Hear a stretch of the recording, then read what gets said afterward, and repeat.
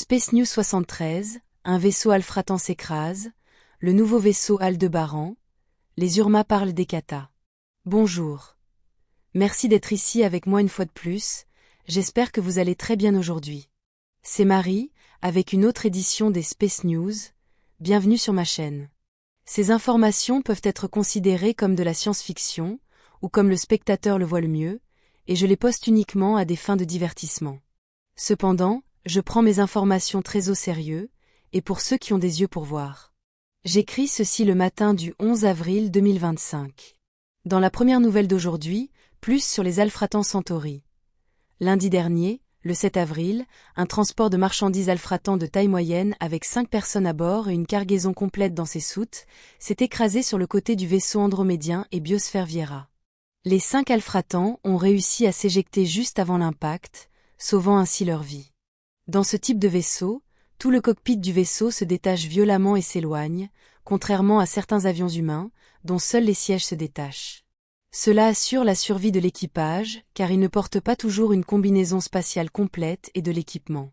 Comme l'impact s'est produit lors de l'approche de l'atterrissage sur le Viera, et très près de celui-ci, il s'est produit sous ses boucliers énergétiques. Par conséquent, l'impact a été complet et dévastateur dans cette zone.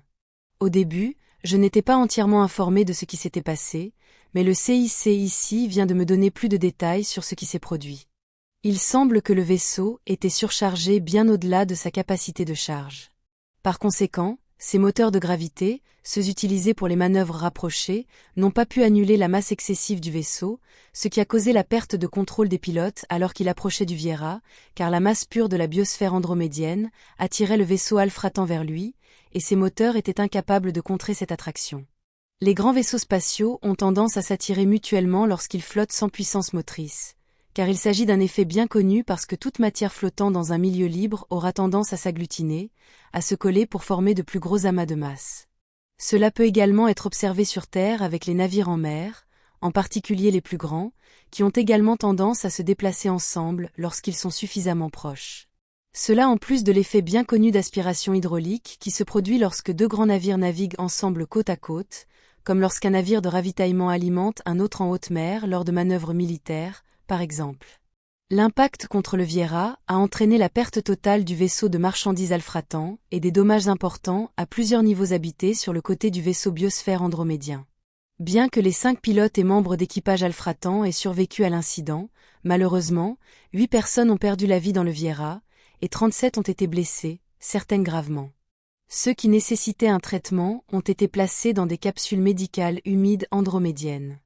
Il s'agit du pire incident de ce type dans le Viera depuis des années, et c'est la deuxième fois qu'un vaisseau Alfratan s'écrase contre lui. La première fois c'était vers l'année 2017 lorsqu'un chasseur Black Knight a subi une défaillance catastrophique du moteur causée par un désalignement interne d'une turbine à plasma, ce qui l'a amené à s'écraser contre le Viera à grande vitesse. Une fois de plus, le pilote a survécu, mais un jeune garçon andromédien à l'intérieur du Viera n'a pas survécu, malgré tous les efforts pour le sauver.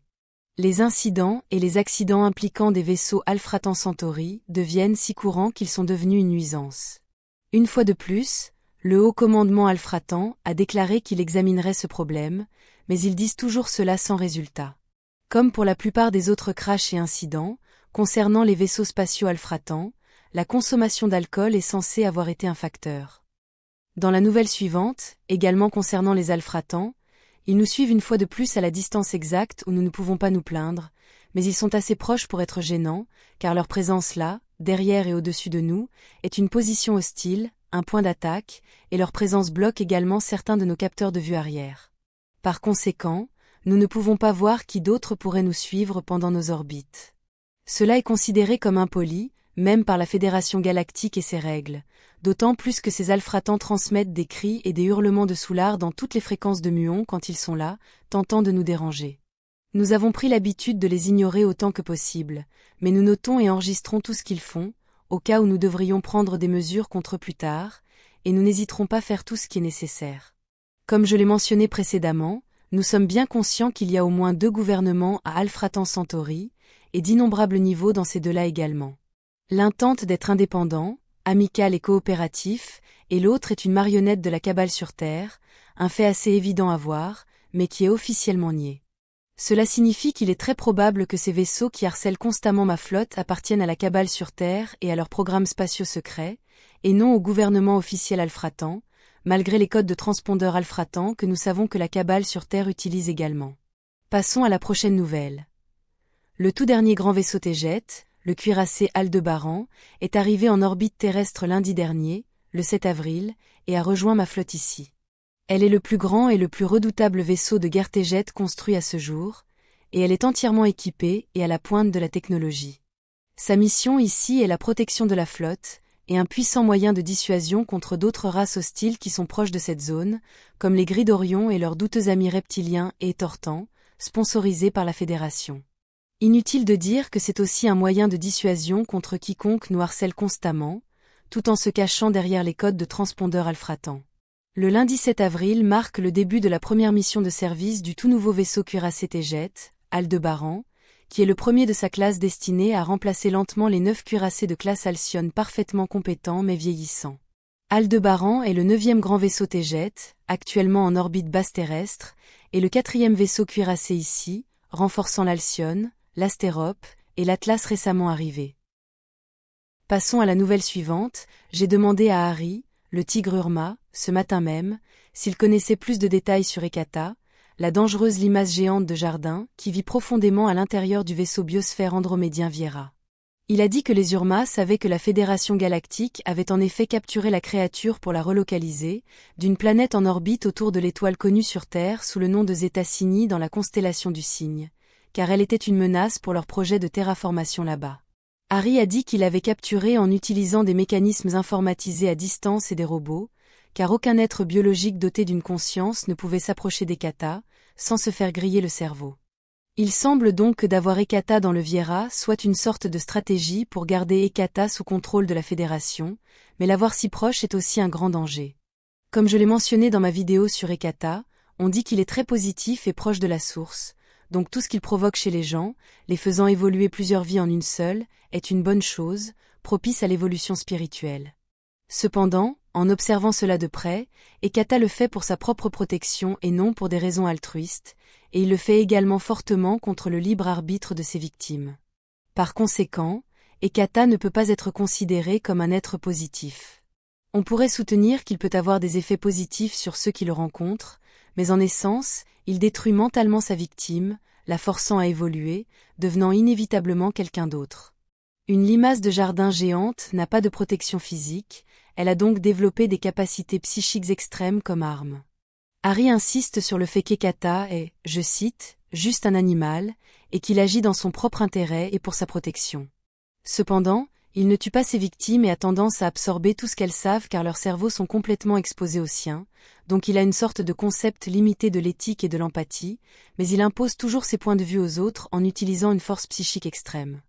Harry a continué à expliquer qu'Hecata utilise l'astral pour manipuler les esprits de ses victimes, exploitant l'incapacité de la plupart des gens et des espèces à comprendre et à tirer parti de l'astral, et donc envahissant pour les autres. Harry a également expliqué qu'une espèce qu'ils savent avec certitude qu'Hecata ne peut pas manipuler est la leur, les Urma, car ils sont également extrêmement mentalement forts, et avec une compréhension totale de ce qui se passe dans les plans existentiels astraux, et comment les utiliser et les naviguer. Hecata réside là où il crée et manifeste ses propres royaumes existentiels à ses besoins, mais a toujours un aspect de lui-même existant dans le monde matériel, et c'est la limace de jardin que nous voyons. Bien qu'Harry ait dit qu'il est difficile de voir ou de trouver Hecata dans l'astral, car il se transforme en ce qu'il veut être. Les Urma voient Hecata comme un danger car il modifie son environnement depuis l'astral pour qu'il corresponde à ses besoins, et peut donc causer beaucoup de problèmes, et les causes de ces problèmes peuvent être difficiles à détecter tout en vivant dans le monde physique. Harry insiste sur le fait qu'Hecata n'est pas si positif, et peut-être, ou pourrait être, la cause d'au moins bon nombre des problèmes que nous voyons se produire sur Terre. Selon les chats, ils ont déjà classé Hecata comme une sorte d'entité dangereuse, vue du côté astral des choses.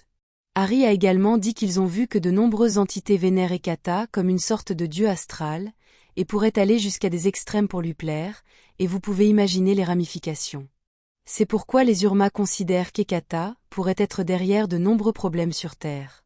Les Urma voient sa présence dans le Viera andromédien, qui sert de quartier général de la Fédération galactique locale, non pas comme une coïncidence mais comme quelque chose de clairement intentionnel, comme faisant partie des mécanismes de la Fédération pour créer le chaos sur Terre, pour que d'innombrables âmes passent par une expérience d'apprentissage basée sur des difficultés extrêmes.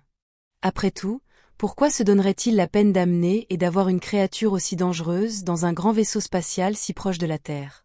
Je veux dire, si Ekata est si dangereux, ils auraient pu l'éliminer d'une manière ou d'une autre, ou du moins l'avoir envoyé sur la planète marécageuse la plus éloignée et la plus reculée qu'ils pourraient trouver, et ne pas l'avoir là au centre d'un vaisseau biosphère de la Fédération aussi important comme le Viera. Harry décrit l'énergie d'Ekata vue de l'astral, comme un point lumineux avec d'innombrables tentacules orange et jaunes, plein d'épines et constamment en mouvement dans toutes les directions, mais la plupart d'entre elles se dirigeant vers la Terre et ses plans astraux d'existence. Les Urma croient que ce que la Fédération galactique affirme à propos d'Ekata, comme étant un être de lumière bienveillant, n'est que de la propagande pour justifier sa présence dans leur vaisseau biosphère, et pour que d'autres personnes appartenant à d'autres races stellaires ne posent pas de questions. Passons à autre chose, je tiens à dire que je ne prête pas beaucoup d'attention à ce qui se passe sur Terre au niveau géopolitique, bien que mes équipes CIC à bord des 9 vaisseaux spatiaux ici soient à l'écoute, et ils m'informent de tout ce qui pourrait être pertinent. C'est pourquoi je n'écris pas beaucoup sur la politique et les sujets économiques, car j'ai mon attention sur la scène exopolitique se déroulant en dehors de la Terre. En fin de compte, ce qui gouverne vraiment la Terre et tout ce qui se passe en elle, commence dans l'espace, où résident ses véritables contrôleurs. Je sais que je dois être consciente de tout, autant que possible, mais le temps et les ressources sont limités. J'aimerais savoir si vous aimeriez que j'écrive plus sur ce qui se passe sur Terre, mais cela signifierait que j'écrirais moins sur ce qui se passe en dehors de la planète. Il y a une limite à ce que je peux écrire en une journée et une limite à ce que mon cerveau humain lyrien peut gérer également. Avant de partir, je tiens à remercier les sponsors de ma chaîne car sans votre soutien, elle n'existerait pas. Vous êtes toujours dans mes pensées, et je suis profondément reconnaissante de vos efforts avec vos dons, au point que je sens que je ne vous remercie pas assez. Pourtant je ne sais pas comment je pourrais le faire autrement, car dans l'état actuel des choses, je ne sais pas comment me rapprocher de vous. Vous gardez cette chaîne en vie, et vous me gardez heureuse et motivée à écrire davantage. Je dépends toujours de la Terre pour ma subsistance, malgré le fait d'être à l'intérieur de grands vaisseaux spatiaux qui sont impossibles à fabriquer sur Terre, mais je ne peux pas les manger, et je ne peux pas obtenir des choses qui me permettent de m'engager et de me rapprocher de vous tous. Merci, mes amis, et je souhaite seulement pouvoir trouver un moyen de vous remercier davantage. Ce sera tout pour aujourd'hui. Comme toujours, merci d'avoir regardé ma vidéo, d'avoir liké, partagé, et de vous être abonné pour davantage. Cela aide beaucoup cette chaîne à grandir. Et j'espère vous voir ici la prochaine fois.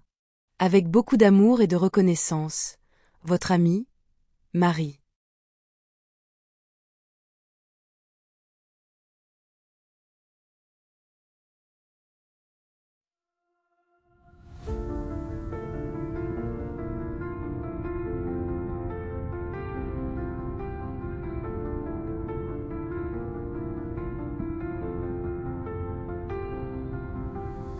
Dans l'immensité des cieux, nos rêves se déploient.